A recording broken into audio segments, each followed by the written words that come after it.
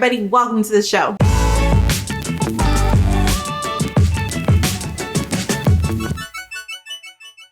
Hello everyone, welcome back to Raising A to Z, this YouTube channel all about homeschooling. My name is Amanda, I am a teacher-turned-homeschooling mom. Today we're talking about the 10 things I wish I knew before I started homeschooling. Often on this channel we talk about like the great things. I do a lot of inspiring things, a lot of information, how to do stuff, how to plan your weeks, all those kinds of things. But I don't always talk about what is hard about homeschooling and some of the things that I was not anticipating when I started homeschooling. So that's what I'm going to talk about today. I'm going to talk about the 10 things that kind of surprised me and that looking back now that I wish I would have known then.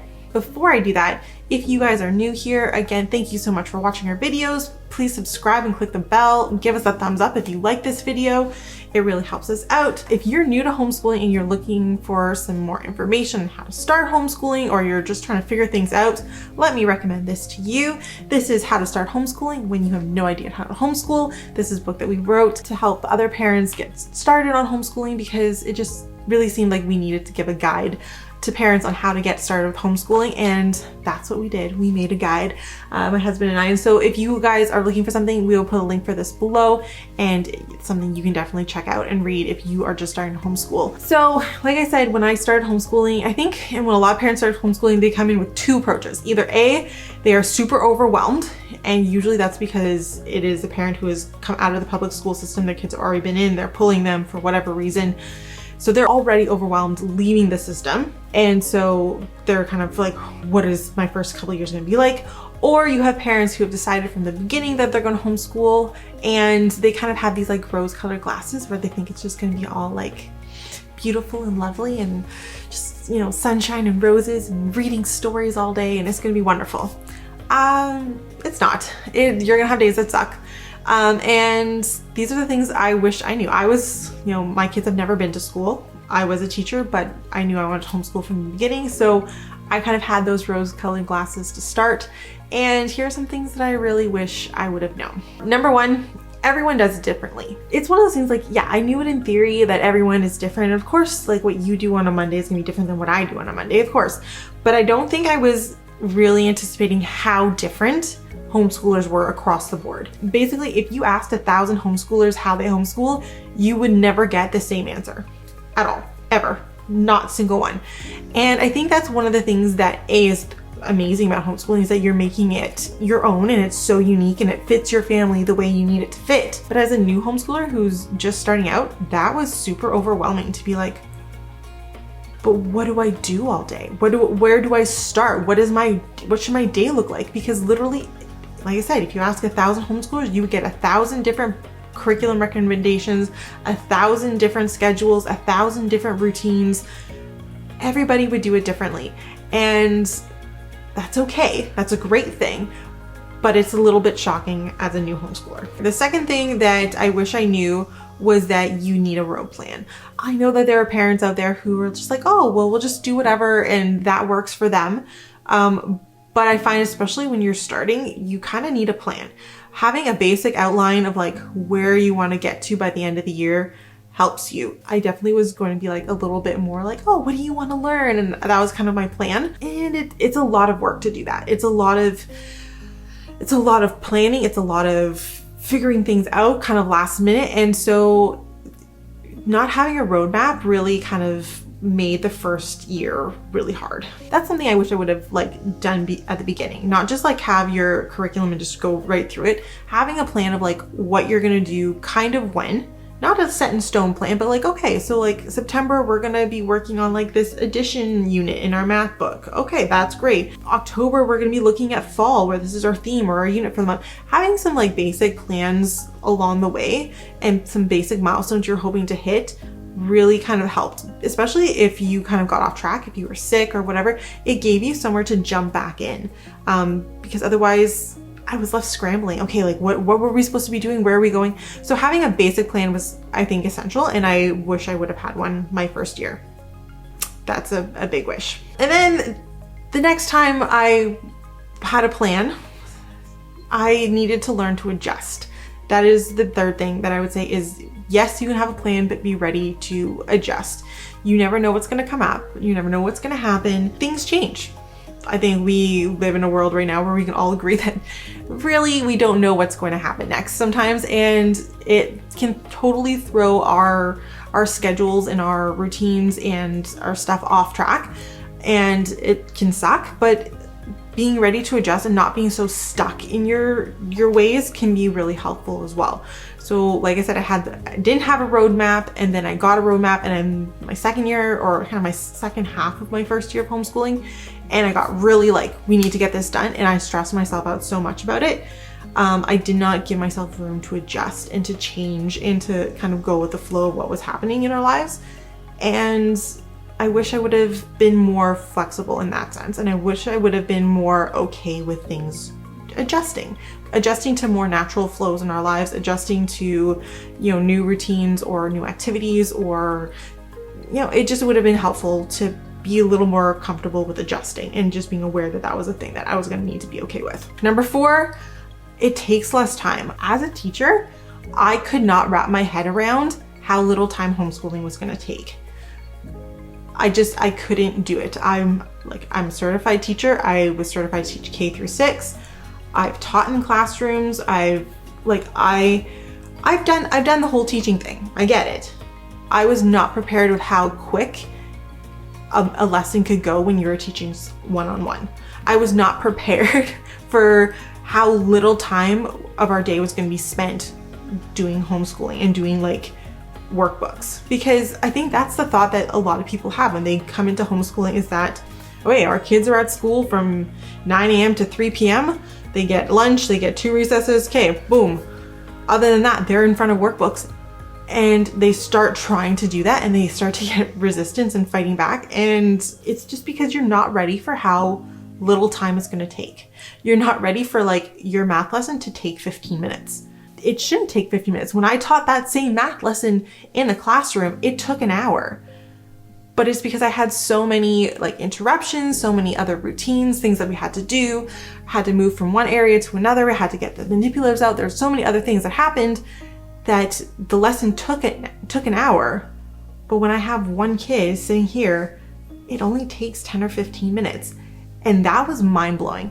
If this is something that you're really struggling with how little time it takes, I have a whole video on how long it takes to homeschool. We'll put a link up here for you guys. But yeah, that was a really hard one for me as a homeschool mom, but also as a teacher, because it really did take me a long time to wrap my head around the idea that my kids don't need to sit down for 1, 2, 3, 4, 5 hours a day. They really don't. They will be okay, and they will cover the same amount of material in an hour that they would do in a full day at school.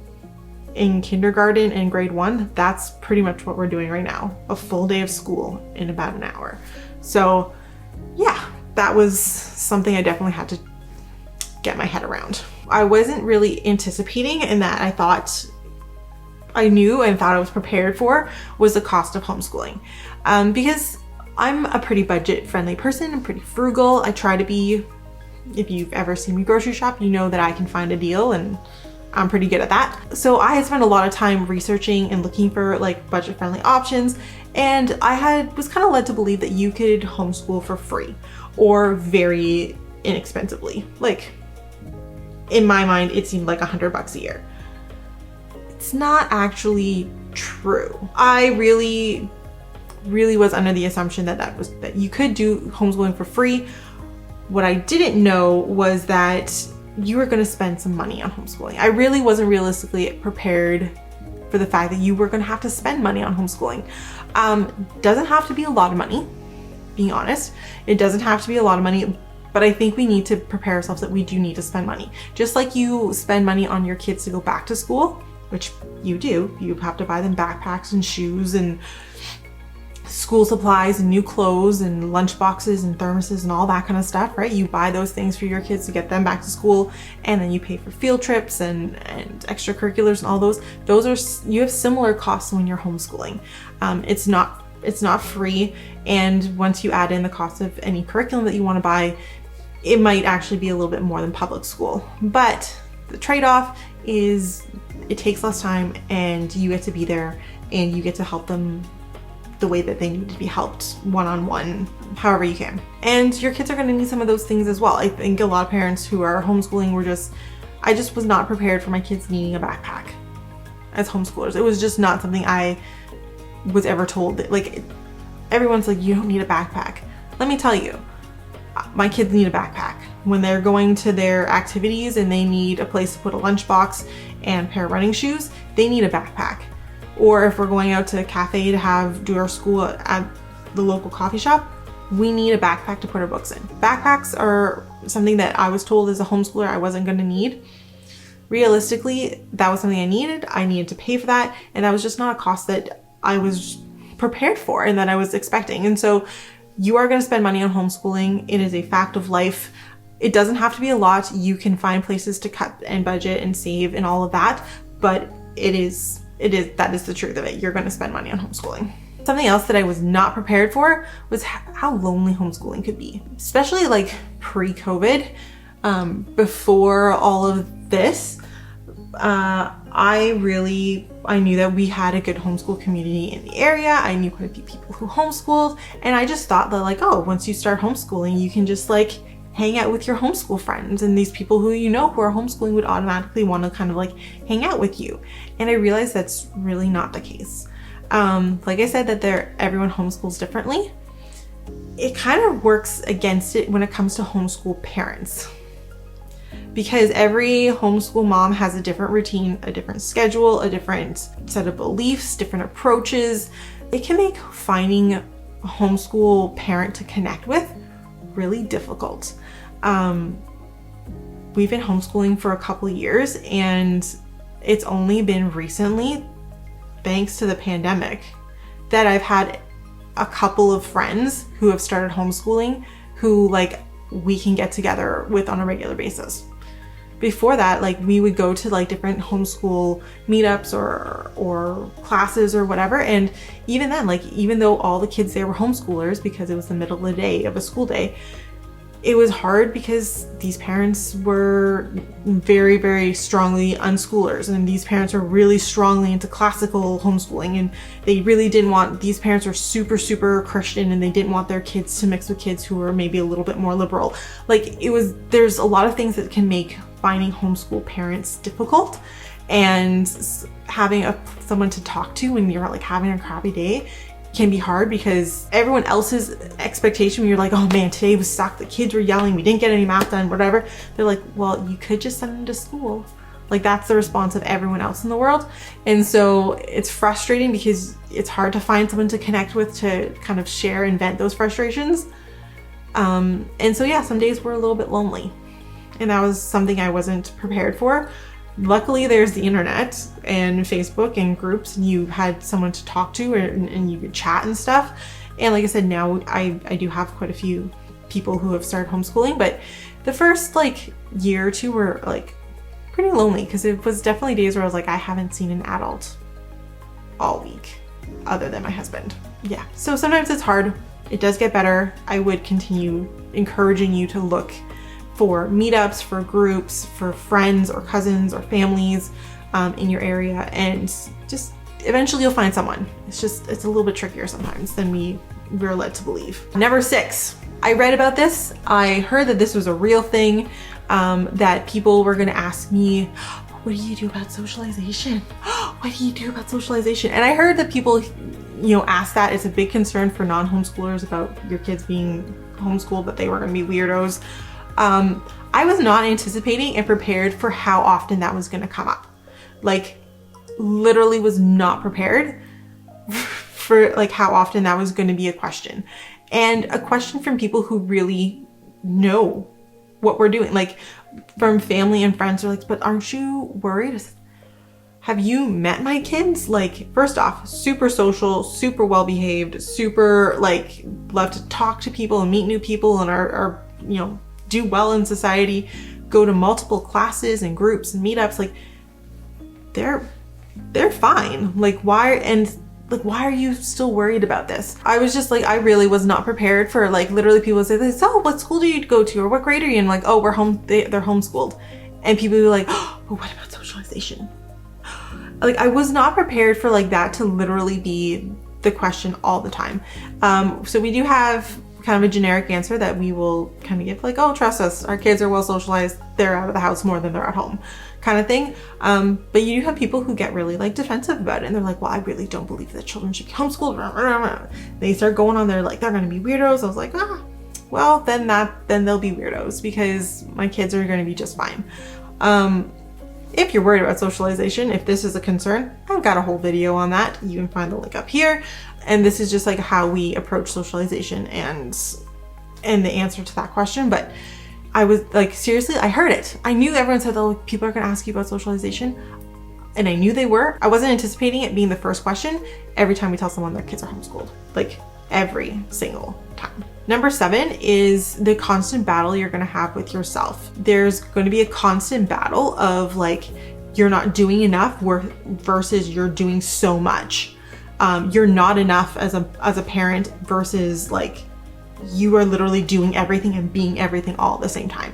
Those two like polar opposites are constantly butting heads, and it's just not something that you're ready for. Like, and I kind of blame social media for that, because like I think if back in the day you had the time where you were like, hey, this is how I'm doing my homeschooling, and you kind of just did the best that you could do, and that was it. But now in the world of social media, you have people who are like, oh, this is my morning basket, and this is me drinking my coffee, and this is our stunning homeschool room. And you have these really unrealistic expectations, but you also have access to literally, like I said, thousands upon thousands of routines and schedules and what this person is doing versus what that person is doing. And sometimes it makes you feel like you're just not doing enough. So you could go on to social media and you can see people who have their kids are like, okay, so this is my daily routine that we're going to do math, science, reading, writing.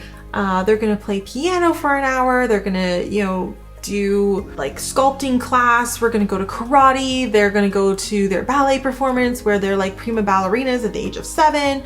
And it's just like all of these things. And you're just like, oh my gosh, we barely got through math today. Like that's the only book subject we did. And I'm exhausted. And then you're going to have days where you're like, I have literally like cleaned the house, done the laundry, fed all the children. I've worked out, I've done all these things. My kids have done all of their classes, all of their workbooks, and you're just constant, and you're like, I am now exhausted. Like there's this dichotomy of like doing everything, wanting to do everything, and then doing everything, and it just never matches up. And that's a struggle that I think I was not prepared for, and B, that I think most homeschool parents still have. Even the veterans, even us who have been doing it for a while, we still struggle with that. There's days where I was just like, man, I really wish we could do more music. Or I really wish that, we were more into doing science, or more into like, we had a more structured social studies unit, or, that my kids had better calligraphy, or that we had routines of doing, I don't even know, but like there are days where I'm just like, oh man, we don't do that. Or, oh, we don't do circle time, or, oh, we don't like, and I'm still like, as a teacher and as a parent, I still struggle with that. And I've learned that it's okay and that I don't need to be so worried about what other people are doing. I just need to worry about my kids and what we're doing and kind of stay in our lane in that sense. But it is hard, and it's something I wasn't prepared for. Number 9, library books and just books in general are going to be your best friend. As a teacher, I knew the benefits of reading. I always loved reading. I thought it was one of my favorite subjects to teach. I love sitting around and reading books with my own kids. So I was like, I kind of had my head wrapped around like the benefits of books. Like, yeah, obviously that's literally what my education was. I seriously underestimated how many books we were going to read. So you can see, like if you look behind me, you can see we have quite a few books. This is about 2/3 of the books that are in our house. That's still not enough books. The amount of books that we read is shocking, and it's exhausting some days to like figure out. We've often take out 30 library books at a time, and they get read multiple times before they get returned. Reading is such a huge part of homeschooling, and I didn't realize how much I would be at the library. I did not realize how many books I would buy. I did not realize how much reading we were going to do. Not that it's a bad thing. It was just a little bit shocking. Like when I started going during lockdowns and stuff, I would go to do my pickup at the library. And one day I forgot my library card, and they're like, that's fine, we know who you are. I'm on a first name basis with my library branch, and they are starting to keep like shelves open for us when we put a book order in at the library routinely. So like that just gives you an idea of like how many books we're reading on a regular basis. And like I said, that's just library books. We have our own collection, right? So I wasn't, like I said, I love books and I was excited to read books with my kids, and I still get excited, and I just love pulling the books out. I was not anticipating how many books we would read. And I was not anticipating, sitting down and like, okay, we're reading 2, 3, 4, 5, 6 books today, and doing that every single day. Like, that's a lot of books, especially as a teacher, when it was a struggle to get parents to read one book at home with their kids, to all of a sudden be at home with my kids and be reading 4 to 7 books a day minimum with them was a little bit shocking, but in a good way. Like, I enjoy it. It was just, wow, that's a lot of reading. And lastly, the last thing that I still struggle with, we still have a bit of a hard time with it, but we're getting better, much better. I was not ready for how messy my house was gonna be. Like, honestly, I was not prepared for how messy the house was gonna be. And the reason is the kids never leave. Like, they are always here. They're always in their space. They're always playing. When you think about public school kids, they wake up in the morning, they get ready for school, have their breakfast and that kind of stuff. Then they're gone for 6-7 hours a day. They come home, they do homework, say about an hour, have dinner, maybe play for an hour or so, a bath, and then bed. Like, they're only maybe playing in their space for about an hour a day. My kids, Monday through Friday, it's kind of flipped. They only do about an hour, hour and a half of school a day, and then they're playing, and they play hard. So like, I'm looking around and there's just like the amount of toys or activities or paint, or like, there's always a mess somewhere in a homeschool house. And I wasn't ready for that. I wasn't ready. It was really, there are days where, like, especially at the beginning, I would get so frustrated with the amount of mess. And it was so hard because, for example, we'd find Alexi and there'd be paper everywhere in our homeschool room, like just little pieces of paper cut up. And then she would come and bring us something and be like, look what I made. And she would have made like, you know, a piece of art where she cut up collage papers, or she drew, and like, and you're just like, that's great. That was such a great educational activity. That was such a self-starter. It was so creative, like all these great things. And I would look at the mess and I would literally have to like fight with myself to not comment and just focus on how proud she was and what she had done and how exciting and how great it was. And then give myself a break and then like start cleaning it up. And especially when they're younger, like, our kids are they're still fairly young, and cleaning up is still a very difficult thing for them. Zoe has a hard time. She can only really handle like one directive for cleaning up at a time. And so we'll be like, hey, you need to pick up all of the Barbies, or you need to pick up all of the Lego, and give her like one thing to pick up at a time, because she gets overwhelmed. She just doesn't know what to do. It's hard. I was not anticipating how much mess there was gonna be. I really, really was hoping that there would be less mess, but I've adjusted. I've adjusted my expectations. I've adjusted that, yes, my home is going to be a little bit messier than most homes. It's still very clean by most people's standards, but it still has its messy days, and it has more mess than I sometimes feel comfortable with. And I have to like I had to learn to like not freak out about the mess. And I also had to learn to put in, you know, times to clean up. So for example, after quiet time in the afternoons, my kids have 10 minutes to clean up, and they don't get a snack until they've cleaned up their activity room, because that's the room that they tend to destroy the most. And that's just like, that's something I had to learn. I had to learn to put in cleanup time so that the house was not completely destroyed and only moderately destroyed. So those are the 10 things that I've learned about homeschooling that I wish I would have known beforehand. Not that it would have changed my decision to homeschool. It just, I think I would have come in a little bit more aware, and I would have felt less frustrated at the beginning. So I hope that these were helpful for you guys. I hope it helps you guys feel more confident and more aware of a few things. And I hope you like this video. If you guys like our videos, please subscribe, click the bell, give us a thumbs up. If you want to share in the comment below something that you were not expecting when you started homeschooling, that would be great, because I think when we talk about these things and we share them, it really helps not only ourselves, but it helps other people who are also starting their journey with us. Thank you so much for watching, and I'll see you guys next week. Bye.